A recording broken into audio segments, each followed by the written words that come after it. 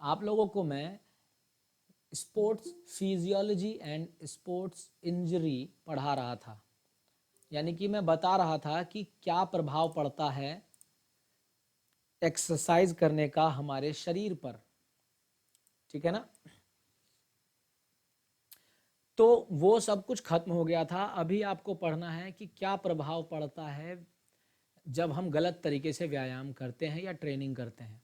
तो जब हम गलत तरीके से ट्रेनिंग या व्यायाम करते हैं तो होता है हमें इंजरी, यानी कि हमें लगती है चोट। क्या होती है इंजरी? स्पोर्ट्स इंजरी, चोट। अभी देखो सब कुछ बताएंगे धीरे धीरे धीरे धीरे धीरे धीरे सब फटेगा अभी। तो स्पोर्ट्स इंजरी सबकी अपनी अपनी परिभाषा है।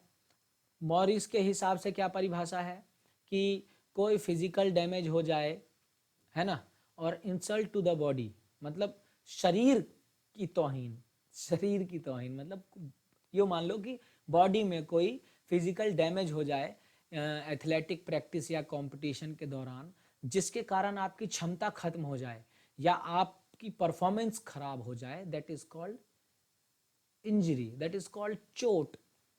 तो सबकी अपनी अपनी परिभाषा हो सकती है। हमें बस आपको सीधा सीधा जानना है। आप तो वैसे भी जानते हो कि चोट का मतलब कोई ना कोई शारीरिक नुकसान। चोट कैसे कैसे हो सकता है? चोट तब लग सकती है जब आप रेगुलरली एक्टिव ना हो, मतलब बहुत लंबे समय से खेल नहीं रहे, 6-8 महीने बाद खेलने उतरे हो और सीधा सोचते हो कि आज मैं ये शील्ड लेके जाऊंगा, तो क्या होगा? वो शील्ड बढ़ जाएगी, चोट लग सकती है खतरनाक वाली।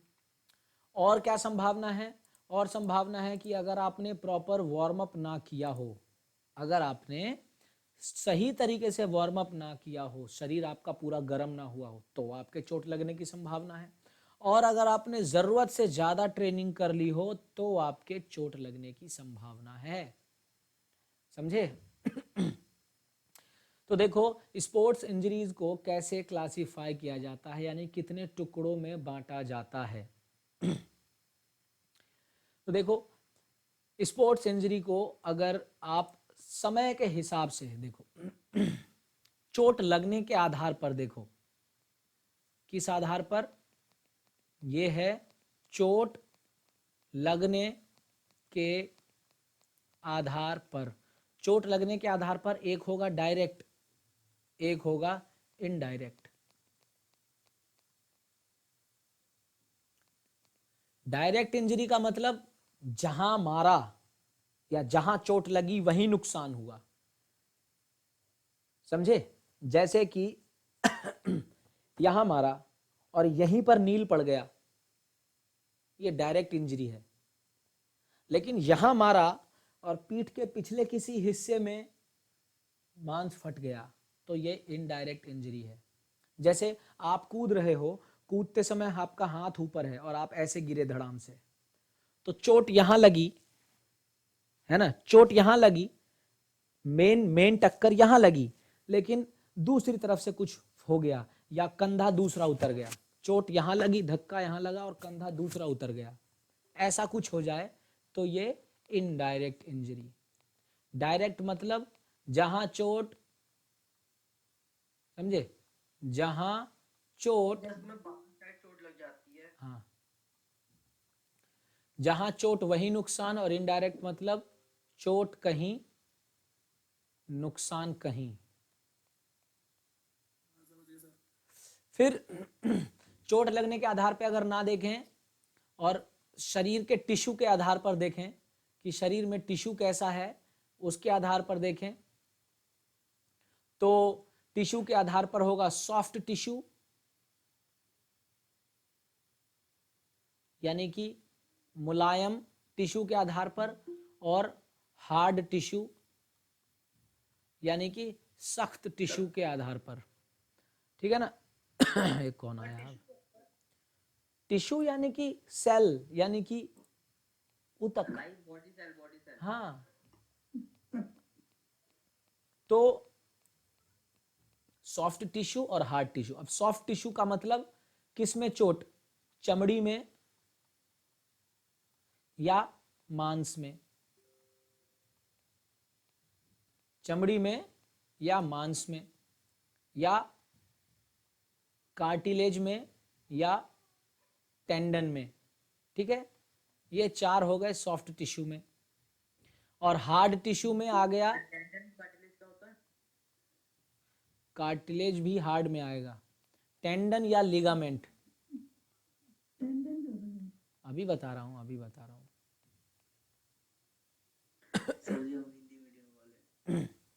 भैया टेंडन तो टेंडन ही है, इसका हिंदी नाम खोजेगा तो और बावला हो जाएगा। दिखाता हूँ, क्रिकेट के हिंदी जैसा जवाब आएगा। टेंडन इन हिंदी पट्टा।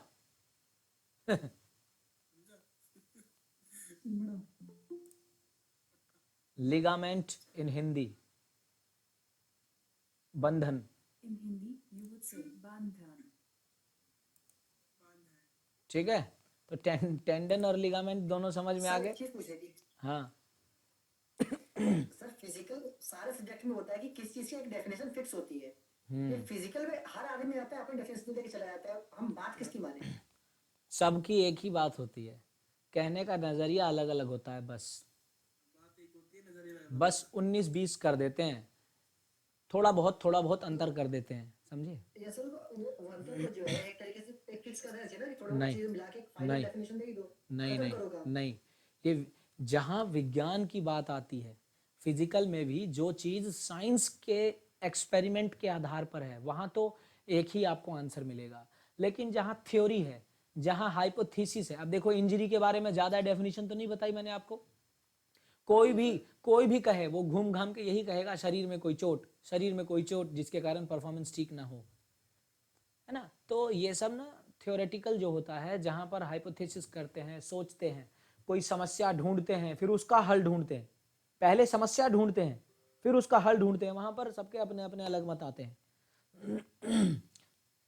ये वैसा एक्सपेरिमेंट होता तो नहीं आते, पर थोड़ा जो थ्योरेटिकल चीज होती है खाली उसमें ऐसे ही आते हैं मत। तो देखो चमड़ी में जो चोट होता है वो कौन कौन सा होता है? INCISSION, incision, LACERATION, laceration. Incision का मतलब चीरा लगना, लेसरेशन का मतलब फाड़ देना। फिर उसके बाद पंचर यानी कि छेद होना, और एब्रेशन, ABRASSION, एब्रेशन यानी कि रगड़। देखा है ना। मैं आपके सबको सब दिखाता हूं आपको। चीरा लगना मतलब किसी धारदार हथियार से चीरा लग जाए तो उसे हम कहते हैं चीरा लगना, ठीक है ना। इंसीजन, क्या दिखा रहा है ये? Meaning of incision used INCISSION, about fresh food. Incision. अब देखो आपको इंसीजन का क्या है? चीरा लगना। देखो किसी धारदार हथियार से कट लग गया हो, दैट इज इंसीजन। लेकिन जो लेसरेशन होता है, लेसरेशन का मतलब है जोरदार टक्कर लगी हो और मांस फट के लटक गया हो, ये लेसरेशन है। ये देख रहे हो, किसी चीज से जोरदार टक्कर, यहां देख रहे हो रॉड लगी होगी या लठ बजा होगा, मांस फट गया, ठीक है। क्लियर है? बोलो। एब्रेशन का मतलब रगड़। देखो गिर गए, घिसट गए और रगड़ लग गई, ठीक है ना। और पंचर माने छेद। अब छेद भी क्या। तो ये चारों आपको पता चल गए कि ये चमड़ी में होते हैं। मांस में क्या होता है? मांस में होता है कॉन्ट्यूजन, जिसको हम बोलते हैं हिंदी में गूमड़, या होता है ब्रूज, जिसको हम बोलते हैं नील पड़ना, समझे। हाँ, खून जम जाता है तो। हाँ, अब आप कॉन्ट्यूजन की अगर बात करो तो देखो ये है कॉन्ट्यूजन, यहां भी खून ही जमा। कॉन्ट्यूजन और ब्रूज एक जैसा होता है। ये है असली कॉन्ट्यूजन, घूमड़, ठीक है ना। ऐसी चोट लगी कि वहां पर टोला निकल गया। अच्छा, हाँ, फूल सा गया मतलब। हाँ, और ब्रूज, हाँ, और ब्रूज, हाँ ब्रूज, देखो ये ब्रूज है, ये ब्रूज का मतलब नील पड़ना, नीला पड़ना, फिर काला पड़ना, ऐसे। पहले पहले काला पड़ता है, फिर धीरे धीरे ठीक होता है तो नीला पड़ता है, फिर धीरे धीरे नॉर्मल चमड़ी के रंग में आता है। तो देखो ब्रूज का स्टेज 1 स्टेज 2 देखो, पहले ऐसा है बिल्कुल लाल लाल सा, फिर थोड़ा सा आपको पड़ जाएगा वहाँ पे हल्का नीला काला, फिर और रंग हल्का होगा, फिर चौथा रंग हल्का होगा, फिर धीरे धीरे नॉर्मल चमड़ी के रंग में आ जाता है वो, जब ठीक होता है तब। तो ये हमारे मांस में। और टेंडन में आता है स्ट्रेन, और लिगामेंट में आता है स्प्रेन। स्ट्रेन का मतलब खिंचाव, और स्प्रेन का मतलब मोच। इसको आपको डायग्राम दिखाऊंगा तो समझ नहीं आएगा, क्योंकि ये अंदरूनी हिस्से में होता है, ये बाहर नहीं होता, ये अंदरूनी हिस्से में होता है। ऐसे देख के पता नहीं चलता, एक्सरे या एमआरआई वगैरह से पता चलता है। टेंडन वो होता है जो जो मांस को, इस मांस को हड्डी से जोड़ के रखता है। ठीक है, टेंडन वो होता है जो मांस को हड्डी से जोड़ के रखता है, और लिगामेंट वो होता है जो हड्डी को हड्डी से जोड़ के रखता है।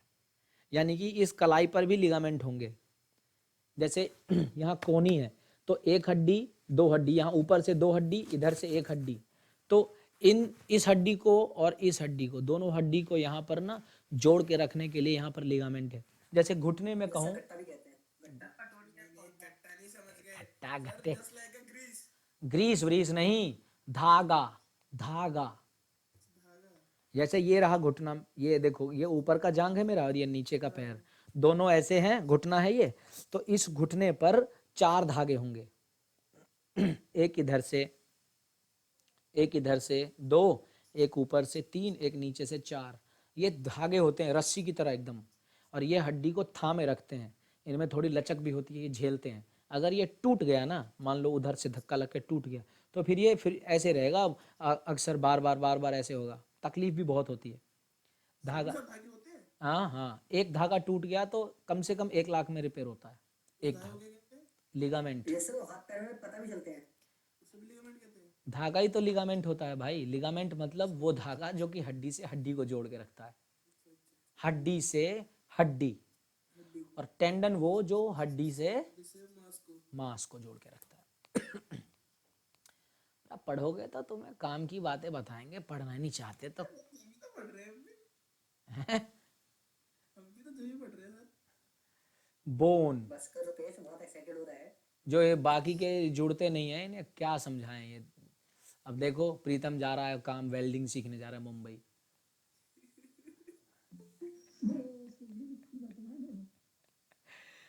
अब ये देखो कौन जुड़ रहा है 10:30 बजे, कौन है ये? मेरा ही और नाम है। आज तो जुड़े ही नहीं है और अटेंडेंस लगा रखी है। उनकी ऐसी की तैसी।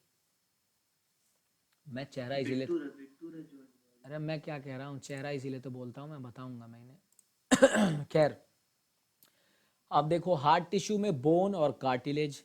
बोन की चोट फ्रैक्चर, कार्टिलेज में भी फ्रैक्चर होता है। कार्टिलेज क्या होता है सर ये? कार्टिलेज 2 हड्डी के बीच गद्दे का काम करती है। ये घुटने की एक हड्डी, ये 2 हड्डी, दोनों के बीच में ना एक गद्दे का काम करेगी कार्टिलेज, समझे? ऐसे एकदम ऐसे, जो कि हड्डी को आपस में रगड़ने से बचाती है, एक हड्डी को दूसरे हड्डी से। हाँ हाँ, शॉक भी तो एब्जॉर्ब करती है। हाँ रगड़ से बचाती है, झटके से बचाती है। कार्टिलेज तो मैं आपको दिखा ही सकता हूँ, KNEE नी कार्टिलेज। तो देखो नी कार्टिलेज ऐसा होता है, देख रहे हो? ये तो आपको खराब कार्टिलेज दिखा रहा है, ये देख लो। देख रहे हो आप? एक कार्टिलेज, दूसरा कार्टिलेज। ये कार्टिलेज दोनों ऊपर भी है नीचे भी है। अगर किसी के घुटने खराब हो जाते हैं तो डॉक्टर यहीं पर फिर ये कार्टिलेज का एरिया बोन का छील छाल के यहाँ पर फिर मेटल का लगाते हैं, ताकि फिर आदमी चलने फिरने में दिक्कत ना हो। हाँ, तो इस कार्टिलेज का काम ही यही है। क्या काम है? एक हड्डी से दूसरी हड्डी को रगड़ से बचाना। तो कार्टिलेज भी फट जाता है, और हड्डी में तो फ्रैक्चर होता ही है।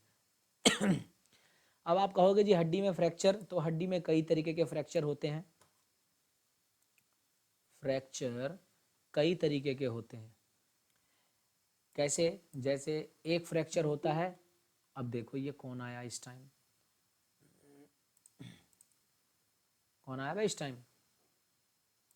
हरी सिंह। बस क्या लेने आया इस टाइम? Simple fracture. ज्ञान लेने आया है। सिंपल फ्रैक्चर मतलब, ओ मैं आपको डायग्राम दिखा देता हूँ तो ज़्यादा बढ़िया नज़र आएगा आपको। शायद यहाँ पर बना रखा हो। देखो यहाँ पर वही टेबल है कि चमड़ी की इंजरी में एब्रेशन, लेसरेशन, इंसीजर, पंचर, एवोल्जन, और वो जो भी कुछ मैंने अभी आपको बताया वो आपको धीरे धीरे यहाँ पर पूरे नीचे तक दिखाएगा कि भाई चोट लग गई तो अब क्या करें। हाँ, ये आ गया हार्ट टिश्यू इंजरी। यहाँ पर तो कम ही उदाहरण दे रखे हैं फ्रैक्चर के, फिर मुझे आपको वहीं दिखाना पड़ेगा नेट से।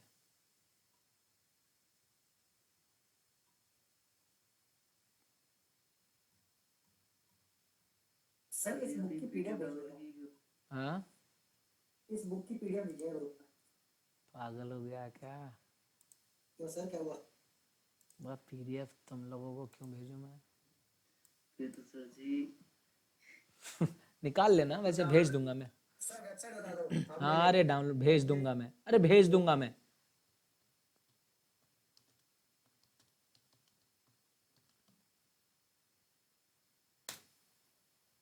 बेच खाएंगे कुछ दिनों में, आपको ये हाँ। वाले हैं ये। देखो यहाँ पर अभी सिंपल नहीं दिया हुआ है, एक होता है सिंपल फ्रैक्चर। सिंपल फ्रैक्चर का मतलब होता है कि हड्डी टूटी है पर मांस फाड़ के बाहर नहीं आई। ठीक है, हड्डी टूटी है पर मांस फाड़ के बाहर नहीं आई। दूसरा होता है कंपाउंड फ्रैक्चर, जिसमें हड्डी टूटी है और मांस भी फाड़ के बाहर आ गई है। कंपाउंड फ्रैक्चर ठीक होने में टाइम लगता है, क्योंकि पहले तो डॉक्टर आपका एक कच्चा सा प्लास्टर करेगा, जिसमें पहले वो मांस में टाँके वाँके लगा के आपको रखेगा। तो पहले मांस भरेगा, है ना भाई, ध्यान रखना पड़ता है ना। उस फटे मांस के ऊपर पक्का प्लास्टर कैसे कर देगा? घाव भी तो भरना है, उसकी ड्रेसिंग होनी है, पट्टी वट्टी होनी है उसकी टाइम टू टाइम। तो जो मांस फट के बाहर आ जाता है वो थोड़ा सा कॉम्प्लिकेटेड हो जाता है, कंपाउंड फ्रैक्चर कहते हैं उसे हम। उसके बाद जो है वो यहां पर आपको दिखेगा। देखो कम्युन्यूटेड फ्रैक्चर, कम्युन्यूटेड, कम्युन्यूटेड का मतलब होता है चूरा बना देना। मतलब हड्डी ऐसे टूटी कि टूट टूट के चूरा बन गया। यहाँ पर हाँ, सर एक हड्डी के 3 से 256 हो गए तो चूरा ही हो गया एक तरीके से। हाँ टूट कर मांस फाड़ना, और ये खाली टूटना। तो जब चूरा बन जाता तो क्या होता है, वो अब मान लो एक हड्डी ये है और यहाँ पर छोटे छोटे छोटे छोटे ऐसे चूरा बन गया हड्डी का। तो अब इतने दूर की हड्डी क्या होगी, बेकार हो गई। तो रॉड वॉड या कुछ ऐसा लगाना पड़ता है ताकि इंसान को सपोर्ट मिला रहे, समझे? कम्युन्यूटेड फ्रैक्चर।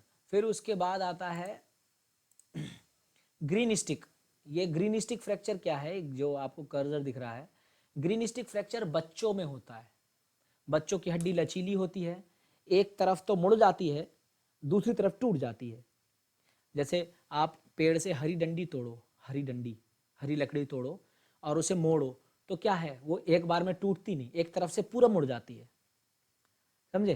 तो ग्रीन स्टिक बच्चों में होता है, एक तरफ से पूरी मुड़ जाती है, दूसरी तरफ से हल्की सी टूट जाती है।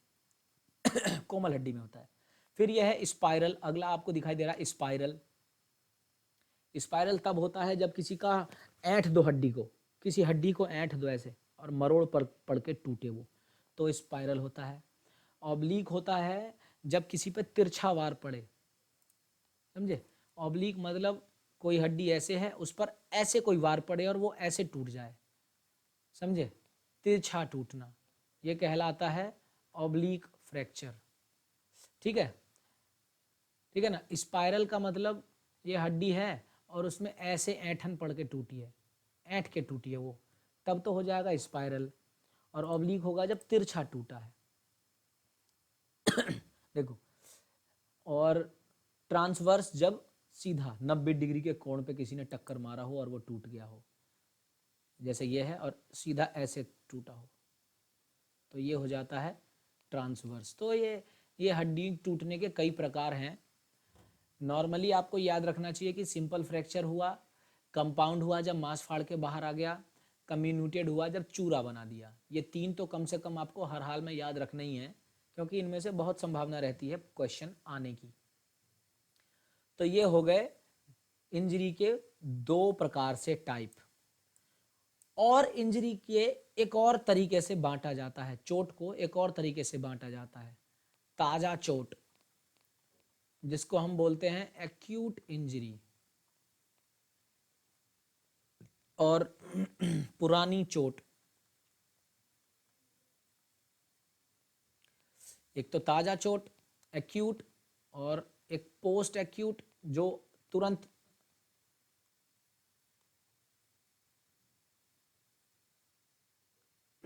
जो बस ताजा चोट कब होती है, जब 0 से 24 घंटे हुए हों, और पोस्ट एक्यूट जब 24 से 48 घंटे हुए हों, और पुरानी चोट जब 48 घंटे से पुरानी चोट हो। तो पुरानी चोट को हम कभी कभी ओवर यूज इंजरी भी कहते हैं, मतलब बार बार उस पर चोट लगती है, वो नासूर बन जाता है। उदाहरण के तौर पर एक्यूट इंजरी कौन कौन सी हैं जो अभी ताज़ा हुई हैं, जितने भी कट लगे हैं, जितने भी फट हुए हैं, मतलब कटा और फटा, ये सारा। मोच भी शुरू में ताज़ा हो सकती है, बाद में पुरानी भी हो सकती है, वो है ना, क्योंकि मोच कई दिनों में ठीक होती है। ताज़ा है तो ताज़ा आप मोच बोलोगे। पुरानी में क्या आएगा? पुरानी में देखो, समझ तो गए आपकी भाई, जो ज़्यादा 48 घंटे से ज़्यादा हो गई उसको हम पुरानी चोट कहेंगे। आपको बस समझना है ओवर यूज इंजरी के बारे में। किसके बारे में? ओवर यूज इंजरी क्या होती है? वो इंजरी जो बार बार उपयोग होने के कारण हुई हो, मतलब किसी अंग का आपने बार बार उपयोग किया है, उसके कारण जो इंजरी हुई है उसे हम ओवर यूज इंजरी कहते हैं। जैसे एग्जाम्पल के तौर पर टेनिस एल्बो, जंपर्स नी, चार्ली हॉर्स, ये कुछ नाम है। गोल्फर्स एल्बो, देखो गोल्फर्स एल्बो गोल्फ खेलने वालों को होता है। वो जब गोल्फ खेलते हैं बार बार ऐसे ऐसे करके, बहुत बहुत ज़्यादा प्रैक्टिस करने के कारण उनके इसमें दर्द रहने लगता है। और होता भी है 6-8 महीने 10 महीने ओवर यूज़ करने के कारण, और ठीक भी होता है ऐसे ही 6-8-10 महीने रेस्ट पर। चार्ली हॉर्स, जिसके जांग की ऊपरी मसल में, जो हम ऐसे करते हैं ना, ये ऊपरी मसल जो जांग की होती है, जिसको हम बोलते हैं क्वाड्रिसेप्स, उसमें जंपर्स नी जंप करने वालों के लिए, ऐसे ही रनर्स नी दौड़ने वालों के लिए, जो खूब दौड़ते हैं, बहुत दौड़ते हैं, उनके घुटने में दर्द रहने लगता है। जंपर्स नी जो बहुत कूदते हैं, उनके घुटने में दर्द रहने लगता है। एक दिन में नहीं होता, बहुत बहुत बहुत बार बार यूज करने के कारण होता है। ऐसे ही टेनिस एल्बो, यही ध्यान रखना है, टेनिस एल्बो सिर्फ टेनिस खेलने वालों को नहीं होता। टेनिस खेलने वालों को, बॉक्सिंग करने वालों को, क्रिकेट खेलने वालों को, किसी को भी हो जिसको एल्बो में दर्द होने लगे, इस कोहनी में अंदर बार बार यूज होने के कारण अब अंदर दर्द होने लगा, तो ये सभी ओवर यूज इंजरीज होती हैं। Is that clear?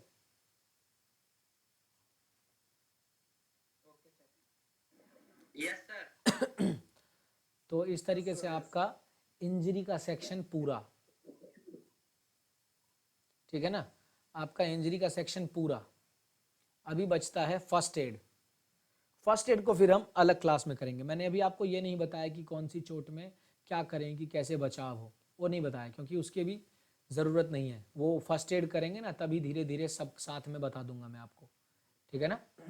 First aid का मतलब होता है प्राथमिक उपचार, कि अगर किसी को चोट लगी है तो आप कैसे प्राथमिक उपचार दोगे। तो फिर जब मैं प्राथमिक उपचार बताऊंगा तो फिर बाद में क्या उपचार देंगे वो भी बताऊंगा, और पहले बचाव कैसे करेंगे वो भी बताऊंगा, ठीक है ना। तो इतना तो समझ में आ ही गया होगा आपको।